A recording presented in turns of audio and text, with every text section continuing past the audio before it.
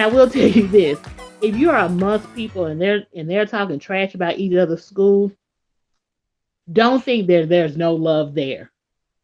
If you did not attend an HBCU, do not step into the trash talking arena. Because the moment you say something wrong about anyone's respective institution, we're not responsible for what happened to you. Touche. We're not responsible. Now we'll talk about each other's school, but the But you're not gonna entity, talk about us.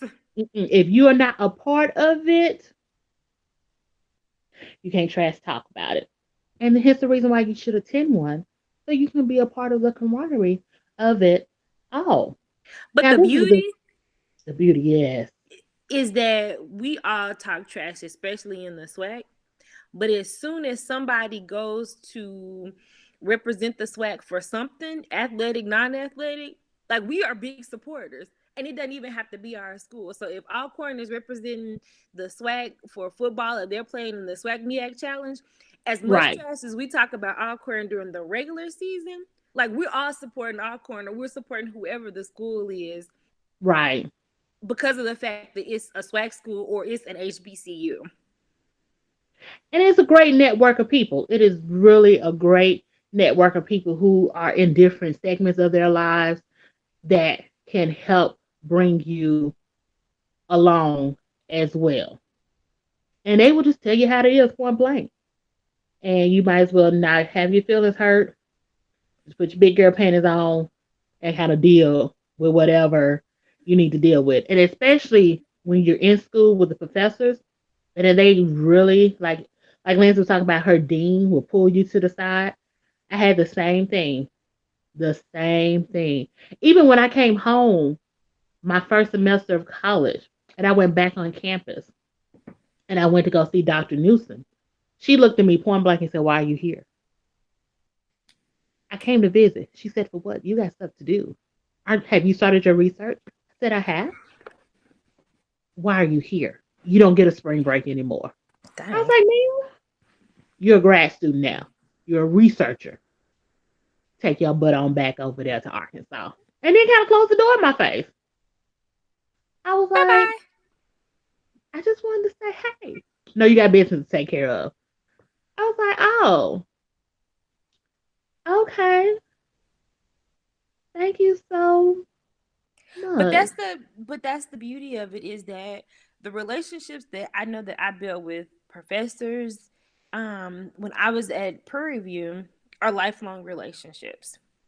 Mm-hmm. They are relationships that if I need a letter of recommendation for a Right. job, if I need a reference for something, like I can pick up the phone and call those individuals today, and they have no qualms about providing whatever it is that I'm asking them for, Right. and vice versa.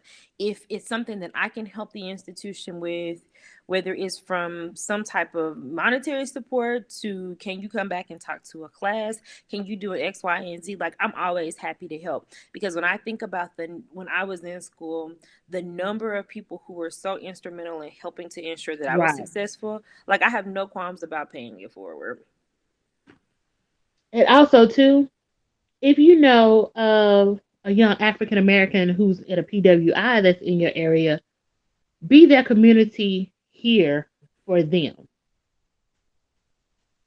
I know that we have loved on a lot of kids um, who have come here to go to the university. And even though I don't consider myself that old, it's kind of funny kind of Really? seeing me. I don't. I mean, I know I'm close to 40, but nevertheless. But it's, you have to think about it, like the number of people who we have met because they're here to go to school for undergrad. Um, at the U of A who are now went off. Like, you can think about it. Like the number of people we have had an opportunity to be whatever they needed us to be while they was here attending this PWI. Mm. And I think us coming from an HBCU, we automatically know to do the nurturing. So it's just some in us that does it automatically. And it's just because I know how it was when I first stepped on campus. Um, not knowing anyone and things of that nature. I am so grateful for those people in the community here who loved on me and showed me the ropes and gave me, tools and things of that nature in order because it gave me that little bit of sense of HBCU that I needed. I don't know if I would have necessarily stayed past the first semester had I not had a sense of community. So, um, and also the flip side of that, well, I know we're talking about college, and I think everyone wants to strive to do something past high school, and that something might not be college either.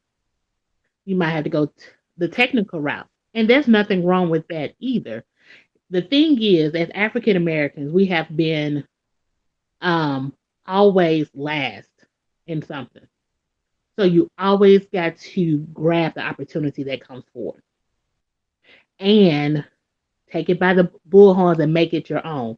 Be it attending in a HBCU, a PWI, or going to technical school. Do something great and amazing. Because we're an amazing group of people. And don't let the media lie to you like we're not. Because they'll have a narrative. You know what? I'm going to get off my soapbox. It's a whole other conversation.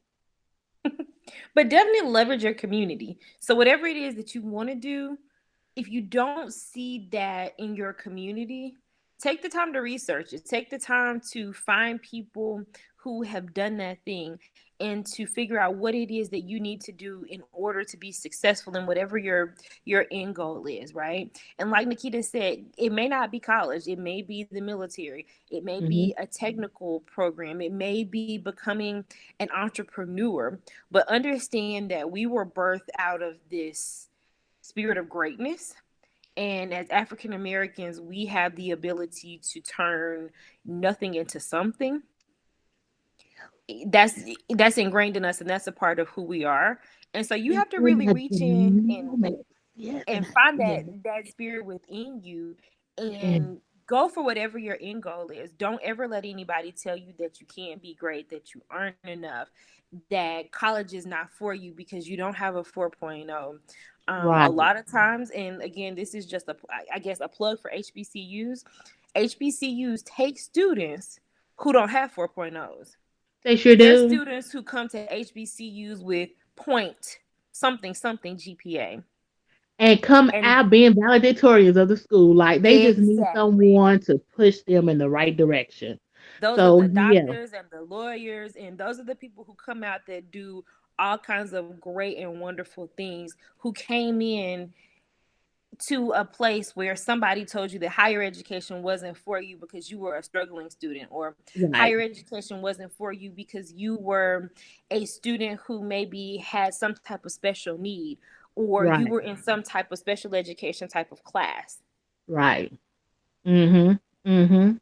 So don't I know a ever let anybody lot of tell you folks, you can't do a it. lot of people, if they have told you where they started and where they were at now, you wouldn't believe them. You wouldn't believe them. And that is just the magic of being in a community that loves on you and pushes you to your greatness. Like Landon said, we all have it in us. We all do. Sometimes you just need somebody to activate the code and so you can realize That's it and, it. know it yourself. And then Yes. when you figure it out, pay it forward.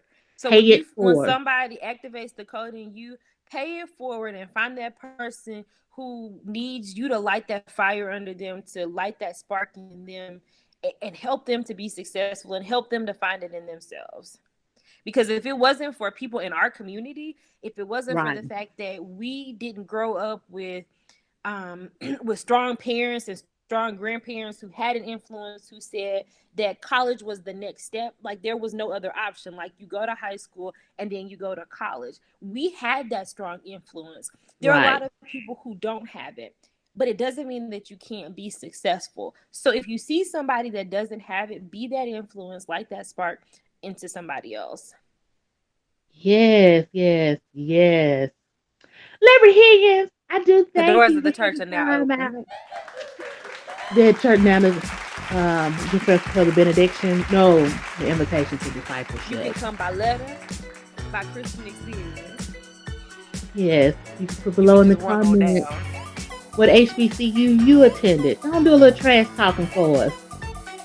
It's all in love. This is your invitation now to do so. And also go ahead and sign up, pay them alumni dues as well.